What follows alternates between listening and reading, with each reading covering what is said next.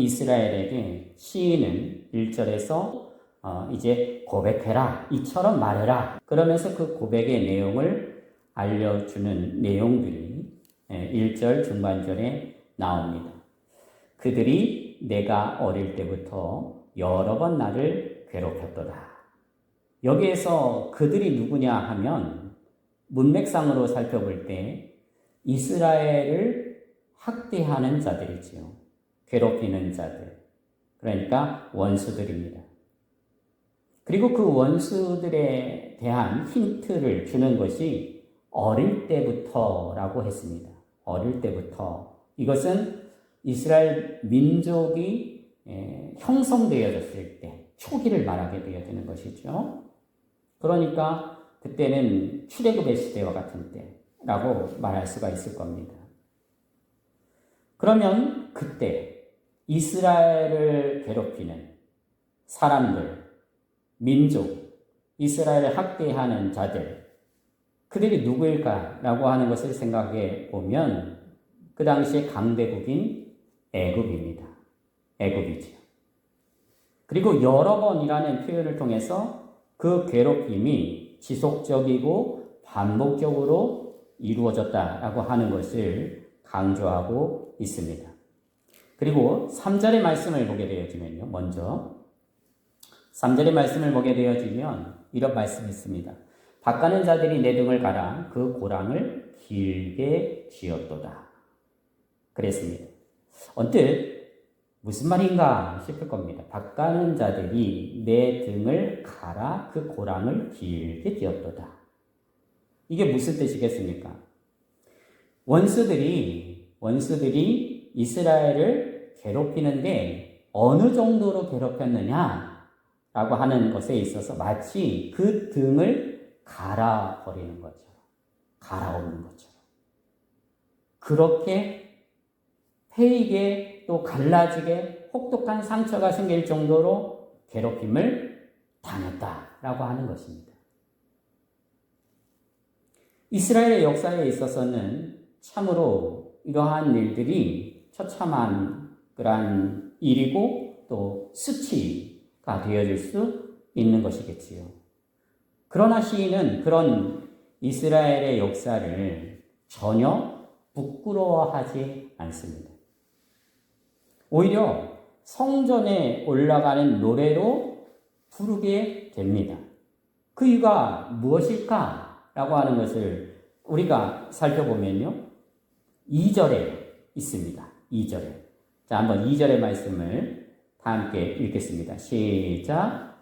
그들이 내가 어릴 때부터 여러 번 나를 괴롭혔으나 나를 이기지 못하였도다.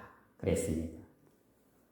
시인은 원수들로 인해서 괴롭힘을 많이 당하게 되어져서 이스라엘의 마치 그 등이 깊이 패이게 되어지는 그런 상처들을 입는 것처럼 엄청난 그러한 상처와 고통을 당하게 되어졌지만 그 일을 부끄러워하지 않는 까닭은 그 사람들이, 그 원수들이 나를 이기지 못했다.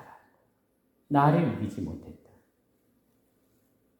여러분, 괴롭힘을 당하는 사람과 괴롭히는 사람 중에 누가 더 힘이 있을까요? 누가 더 힘이 있을까요?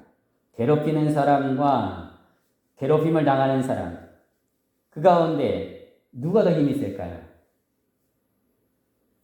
괴롭히는 사람이 힘이 더 세죠. 그죠?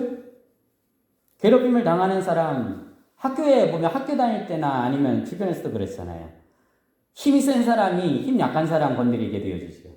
힘 약한 사람이 힘 센 사람한테 건드리는 거 봤어요? 할 수 없죠. 못하죠. 왜? 건드렸다고 무슨 일 당하려고.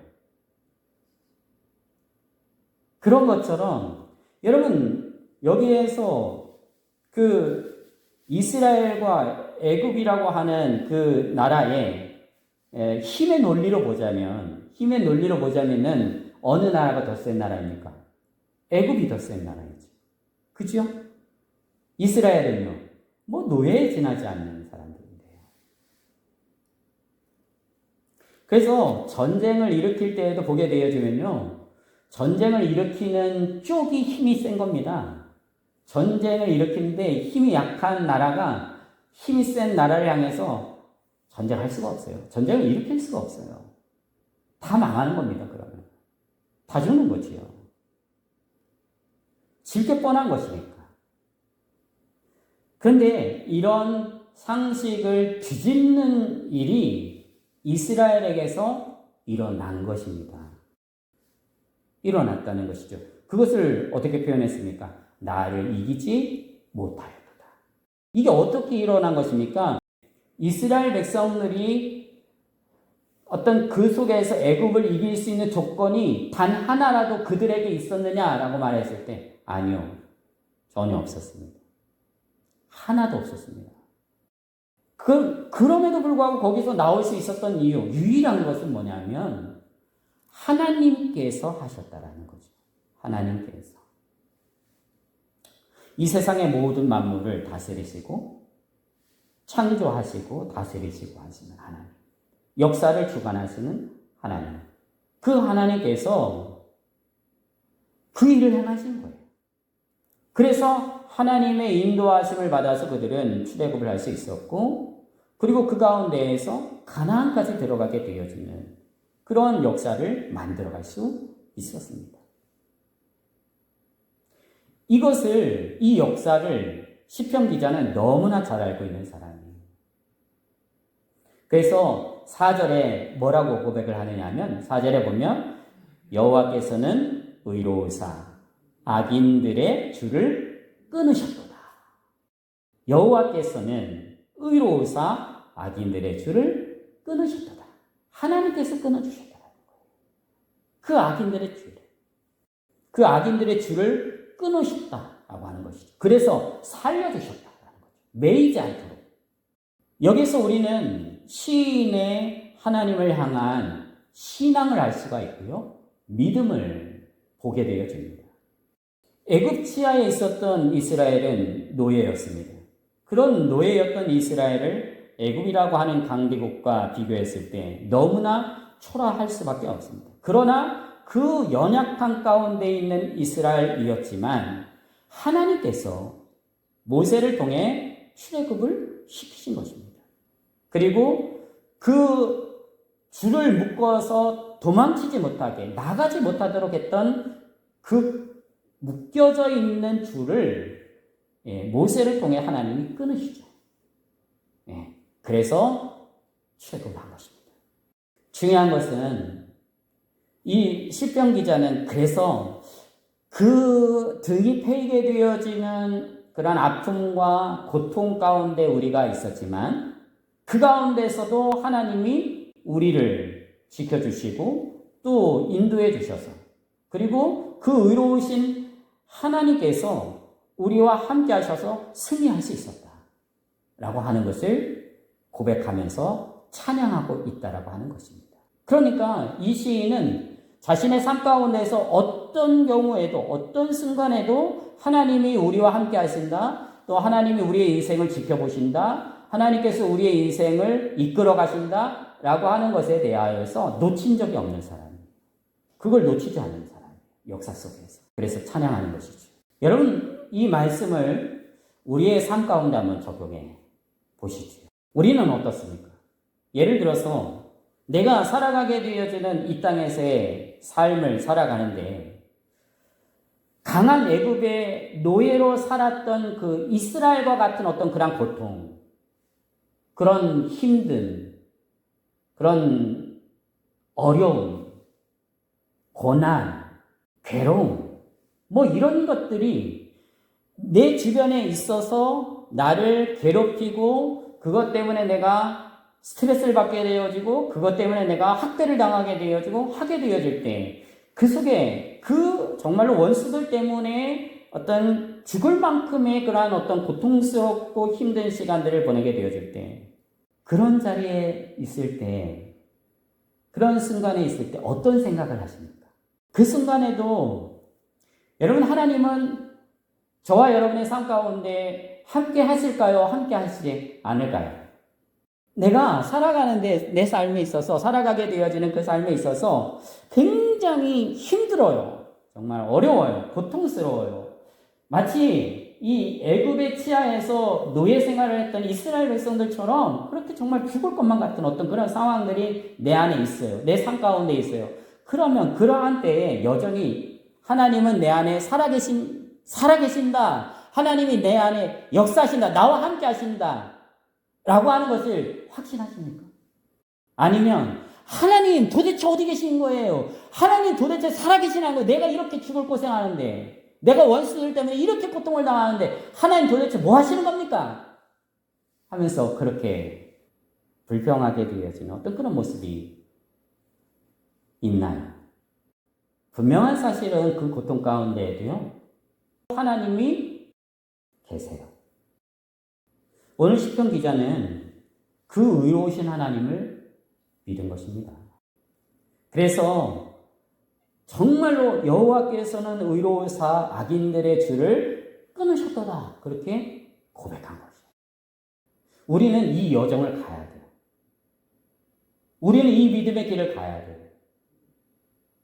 하나님 안에서 우리가 가는 그 길이 내가 가는 길이 아니고 내가 애쓰고 내가 노력하고 하게 되어지는 것들 물론 해야죠. 하나님의 뜻 안에서 내가 해야 할 일들을 하죠. 그러나 궁극적으로는 그 가는 길이 언제나 하나님의 손에 붙들려서 살아가야 한다라고 하는 것을 우리는 놓치지 말아야 돼요.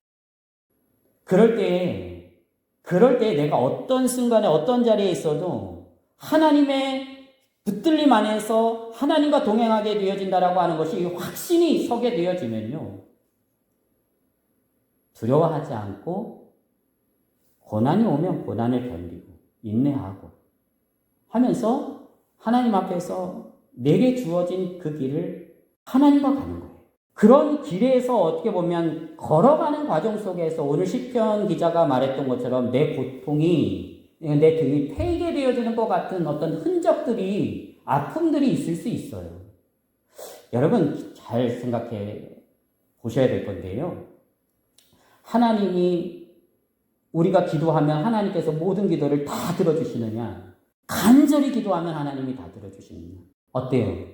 여러분 하나님 앞에 간절히 기도하면 모든 거 하나님 다 들어주신다. 그렇게 생각하시나요?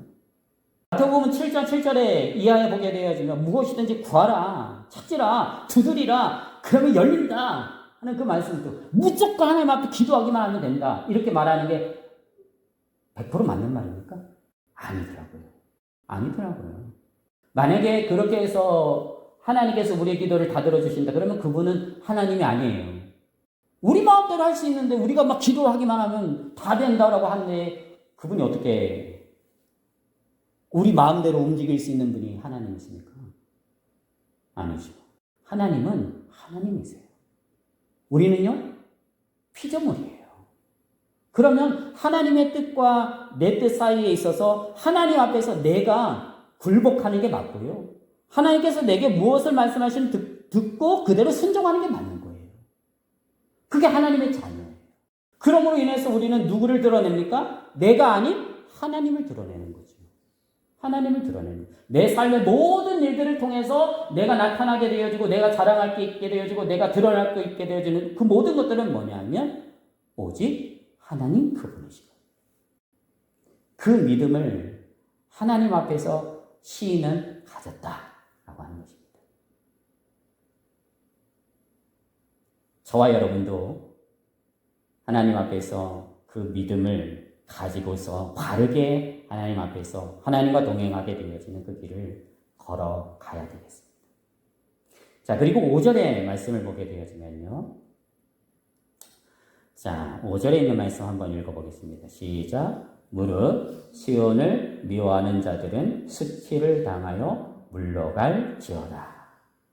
자, 시온을 미워하는 자들은 이스라엘을 미워하는 자들이죠. 이스라엘을 미워하는 자들은 다시 말하면 하나님을 대적하는 자들입니다.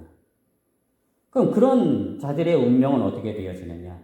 결국에는 수치를 당해서 물러가게 되어질 것이다 라고 하는 것을 경고하고 있는 것입니다. 그리고 이러한 경고는 6절에서 지붕의 풀과 같을 것이다 라고 하는 것으로 이어집니다. 여러분 지붕에 이렇게 우리도 이제 보게 되어지면 이렇게 풀이 자라게 되어지는 것들을 보잖아요. 예. 참 신기하죠? 지붕에서 막 풀이 자라고 하는 것들을 보게 되어지면. 근데 그게 뿌리가 깊지를 않아서, 예. 그게 뜨거운 태양빛이 비치게 되어지면은 그 열을 견디지 못해서 말라버립니다. 죽어버리죠. 그래서 7절에 보게 되어지면 아무 쓸모짝에도 없는 것이 되어지고 만다는 거예요. 그리고 이러한 표현들은 그 시편의 1편에서 말하는 그 의인과 악인의 결말, 그것과 일맥상통하게 되어지는데 이런 말이죠. 악인들은 그렇지 아니하며 오직 바람에 나는 겨와 같도다. 그러므로 악인들은 심판을 견디지 못하며 죄인들이 의인들의 모임에 들지 못하리로다. 라는 말씀. 그렇기 때문에 우리는 어떤 사람이 되어져야 됩니까? 하나님 안에 언제나 거하고 그리고 연합되어지고 하는 하나님의 사람이 되어져야 합니다. 그러니까 오늘 시편 기자의 말을 빌리자면 의로우신 하나님의 자녀로서 하나님의 자녀답게 이 땅에서 살아가라 라고 하는 것이지요. 여러분, 우리가 살아가는 이 세상은 물론 우리가 하나님의 은혜 가운데에서 구원함을 받고 그리고 하나님의 자녀로서 이 땅에서 살아갑니다. 그러나 이 땅에서 살아가게 되어지는 우리의 인생은 세상이 좋아하고 세상이 환영하고 하게 되어지는 그런 인생이 사실은 아니에요. 그러니까 세상의 논리와 어떤 세상의 그 기준으로 보게 되어지자면 경쟁의 상황에서 서로 치고받고 싸우고 하는 어떤 그러한 적자 생존의 그러한 세상에서 하나님의 자녀로서 하나님의 자녀답게 살아가게 되어진다라고 하는 것들은 결국에 그 세상과 부딪힐 수밖에 없는 거거든요. 그런 세상 속에서 살아가면서. 그러다 보면 똑같은 세상의 논리로 세상의 원리를 가지고서 내가 저 사람을 이겨야지, 내가 저 사람을 넘어서야지, 내가 저 사람을 짓밟고 일어서야지 라고 하게 되어지면 물론 이길 수 있을 때가 있을 겁니다. 근데 하나님께서는 우리에게 뭐라고 말씀하시냐면 그 세상에서 너희들은 하나님의 자녀답게 살아라고 하는 거예요. 하나님의 자녀답게. 그럼 하나님의 자녀답게 사는 게 뭡니까?